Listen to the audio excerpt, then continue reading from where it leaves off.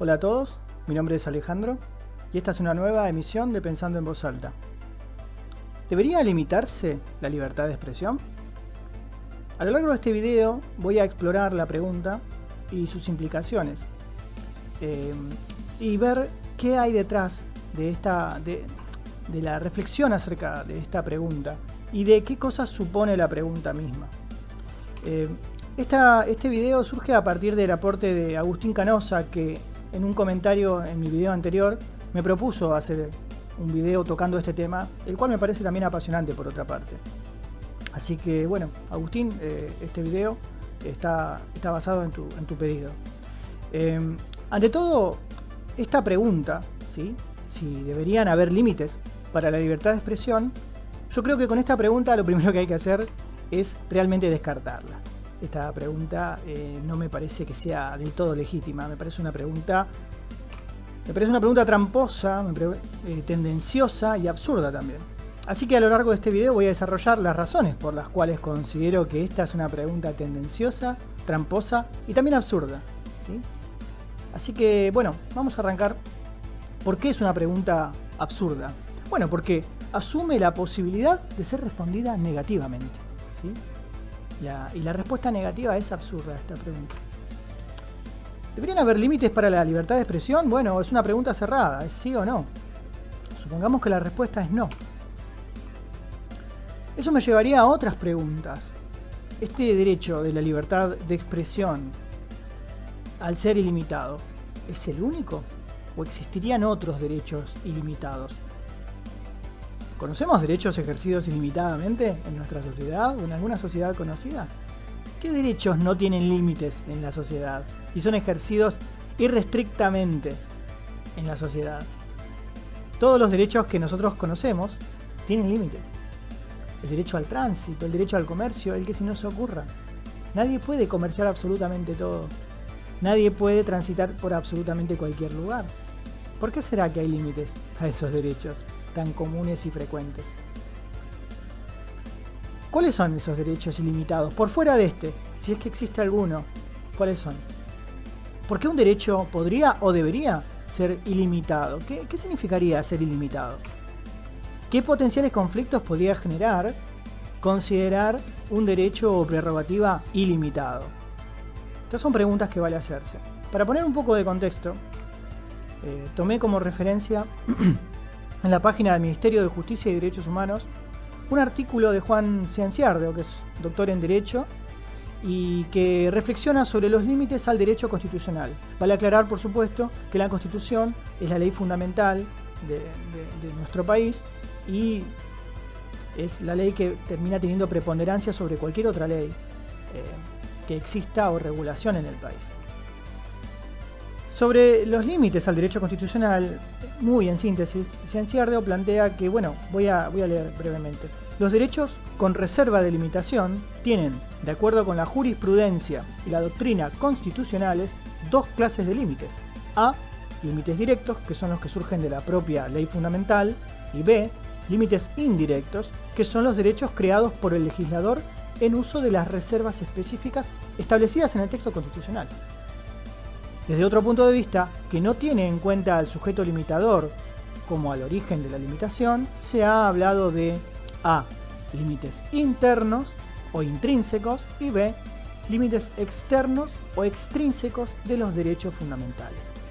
Como vemos, ni siquiera los derechos constitucionales son ilimitados. En todo caso, la pregunta que se hace Cianciardo y que problematiza y que plantea en este artículo es dónde, de qué modo y cuáles son los límites y cómo se establecen los límites entre los derechos. Porque obviamente existen superposiciones y espacios de potencial conflicto entre disposiciones sobre derechos, ¿sí? Y esto es en un plano estrictamente legal. Entonces tenemos, por supuesto, conflictos entre derechos contrapuestos siempre. Y tenemos también, y esto lo agrego yo por otra parte, conflictos de intereses contrapuestos. Este conflicto existe siempre en el plano de la aplicación del derecho, en las sociedades concretas en donde nosotros vivimos. Entonces, ante la existencia de estos conflictos, ¿sí?, en la aplicación y el ejercicio de derechos, siempre tenemos por lo menos dos posibilidades. Una de las cuales es, por supuesto, asumir y reconocer la existencia de estos conflictos y tratar de ver cómo resolver y cómo dirimir estos conflictos de la mejor manera posible, que suele ser, por supuesto, el diálogo, el debate, la discusión de ideas, o bueno, tratar de evadir la cuestión, eludir el problema, apelando a que el ejercicio irrestricto e ilimitado de un tipo de derechos por parte de alguien es la solución suficiente para que no existan los conflictos. Y que si una persona puede ejercer un tipo de derecho sin ninguna restricción y sin ningún límite, el problema ya está resuelto por sí mismo. Yo considero obviamente que esta última opción es negadora de la realidad concreta, fáctica, política y social que vivimos, ¿no? Estos problemas nunca tienen una solución fácil, simple y aplicable a todos los casos. Es contextual, requiere debate, requiere análisis, requiere discusión. Evitar el debate sobre los límites al ejercicio de un derecho no resuelve nada. Solo opera como un mecanismo retórico para eludir un debate. Por supuesto por intereses, ¿no? Hay intereses por no debatir algunas cuestiones. Por lo tanto, la idea de un derecho que se ejerce sin ningún tipo de restricción, sin ningún tipo de contexto, supone la postulación de una realidad ficticia, impracticable, en la que no existen conflictos de interés y de prerrogativas que se contraponen. Es un contrafáctico inútil que no sirve para resolver problemas reales que enfrentamos como sociedad. Vamos al punto 2. ¿Por qué es una pregunta tramposa? Es una pregunta tramposa porque plantea, desde un escenario ficticio, irreal, impracticable, que es este escenario de libertades abstractas, sin conflictos, la existencia de dos bandos. Un bando que estaría, entre comillas, a favor de la libertad, y el otro bando que está en contra. El otro bando que lo que quiere hacer es limitar la libertad. Es muy fácil desde esta retórica endilgarnos una vocación represora y plantear que nosotros en realidad lo que queremos es restringir la libertad, ¿sí? Y quedar mal en ese sentido, porque es una apelación al golpe bajo y decir, vos querés limitar mi libertad y la libertad de otros. Mientras tanto que yo lo que quiero es que seamos todos libres. ¿Quién puede oponerse a la palabra libertad? ¿Quién puede oponerse a la idea de libertad? Nadie. Si la libertad es una linda palabra, ¿verdad? Entonces se utiliza en ese sentido el concepto de libertad como una especie de noción abstracta, en virtud de la cual algunos defienden la libertad y otros simplemente somos censuradores y represores. Está al lado de quienes quieren la libertad y promueven que seamos libres y el lado de los que siempre quieren ponerle un límite.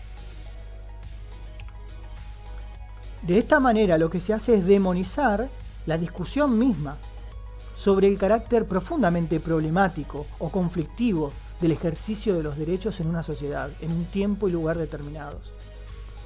Entonces, simplemente plantear el debate sobre conflictos que se generan durante el ejercicio de libertades y de derechos y prerrogativas en una sociedad, basta para que nos acusen de autoritarios. Porque nosotros, ¿cómo nos atrevemos a querer limitar la libertad de alguien?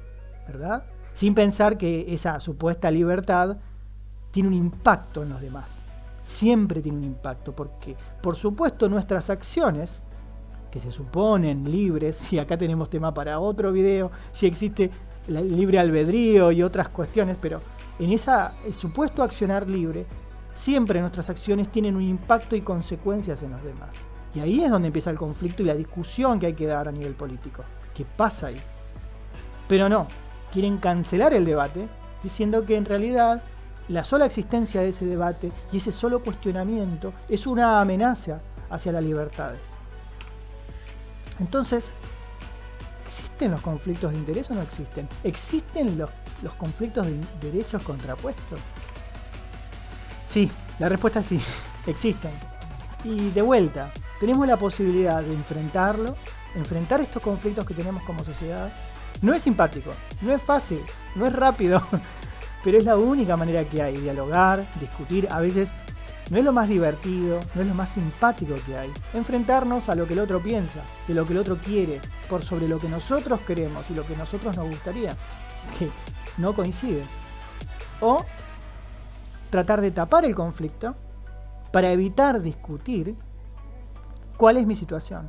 Por sobre todo, quizás defendiendo alguna especie de lugar que yo puedo llegar a tener, desde el cual, por supuesto, no quiero ser cuestionado en lo que hago o en lo que digo, en lo que quizás tengo alguna relación de privilegio respecto de otros.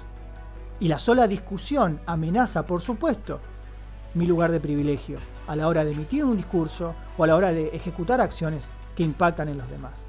Entonces, algo interesante de todo esto es cuando cuestionan el ejercicio de mi libertad. ¿Qué están cuestionando? Muchas veces están cuestionando mi privilegio. Muchas veces están cuestionando que mis acciones afectan negativamente a otros y esos otros ya no se quieren quedar callados y ya tienen el poder de hablar.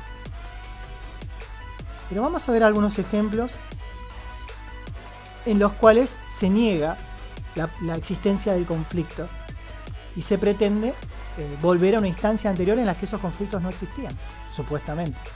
No existían para el que se queja, pero existían para otros que padecían cosas y su opinión no importaba.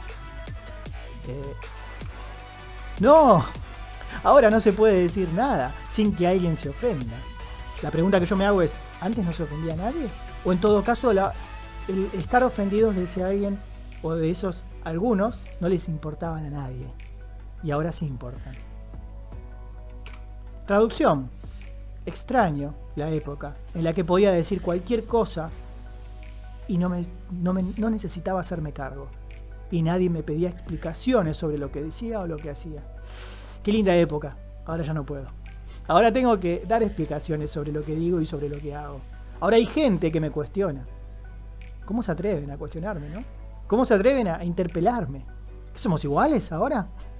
¿Ahora los demás también tienen la posibilidad de cuestionar lo que digo? ¿Estamos en horizontalidad ahora?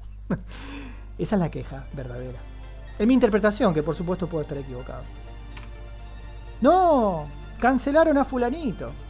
Fulanito era un dibujito animado de hace 60 años. Que ni siquiera lo cancelaron, no lo prohibieron, lo siguen dando. Pero hubo una nota, de un artículo de opinión de un tipo de 50 años que dijo que le parecía sexista algo del dibujo y estas personas salen ofendidas a decir cómo vienen a cuestionar a un dibujito animado de hace 60 años atrás.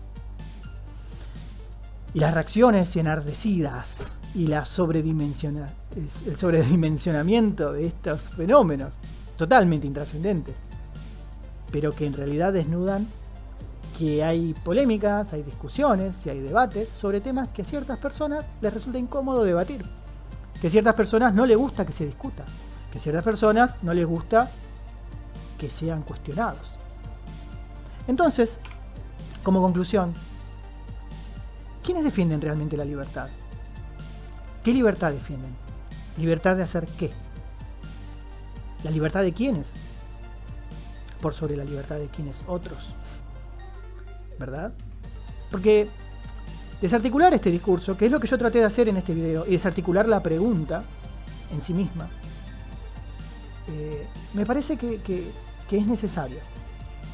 Cuando hablamos de gente que quiere defender la libertad, siempre hay que preguntarse la libertad de quién.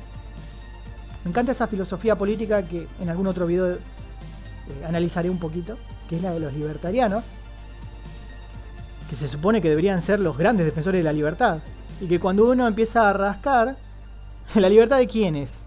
¿La libertad de quién defienden? Y ahí hay mucha tela para cortar. Entonces, cuando alguien defiende una libertad abstracta, en general, universal, ilimitada, siempre hay que sospechar. No existen las libertades abstractas, ilimitadas.